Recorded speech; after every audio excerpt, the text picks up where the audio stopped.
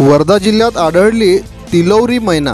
बहारचे पक्षी अभ्यासक दिलीप विरखेडे यांची नोंद। भारतात मुख्यत्वे हिवाळी स्थलांतरण करून येणारा आणि महाराष्ट्रात अगदी तुरळक नोंद असलेला तिलोरी मैना हा पक्षी वर्धा जिल्ह्यात आढळला असून बहारचे पक्षी अभ्यासक दिलीप विरखेडे यांनी नुकतीच ही नोंद केली आहे। या पक्षाचे इंग्रजी नाव युरोपियन स्टर्लिंग असून शास्त्रीय नाव स्टर्नल वल्गारिस असे आहे।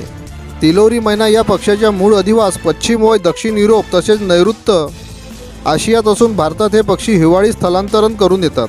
हे स्थलांतरण प्रामुख्याने राजस्थान, गुजरात, पंजाब, दिल्ली, हरियाणा आणि उत्तर प्रदेश या भारताच्या दक्षिण वायव्य व उत्तरेकडील भागात होते। काश्मीरमध्ये हा पक्षी उन्हाळी स्थलांतरण करतो।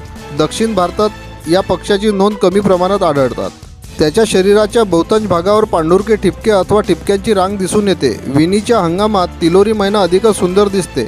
दलदली क्षेत्र, माळरान व मनुष्यवस्ती जवळील भाग हा त्यांचा अधिवास आहे। आर्वी तालुक्यातील एका धरणानजीक कवडी मैनेचा एशियाई व्हाईट स्टार्लिंग या छोट्या थव्यात हा पक्षी आढळून आला। बहार नेचर फाउंडेशनने पक्षी सप्ताहात वर्धा जिल्ह्याची पक्षीसूची पुनः प्रकाशित केली असून त्यात तिलोरी मैना या पक्षाची भर पडलेली आहे। या नोंदणीबद्दल राज्यातील पक्षी अभ्यासकांनी दिलीप विरखेडे यांचे अभिनंदन केले आहे। ताज्या अपडेटेड बातम्या पाहण्यासाठी आमच्या न्यूज चॅनलला लाईक, शेअर आणि सबस्क्राइब करा आणि रहा अपडेटेड।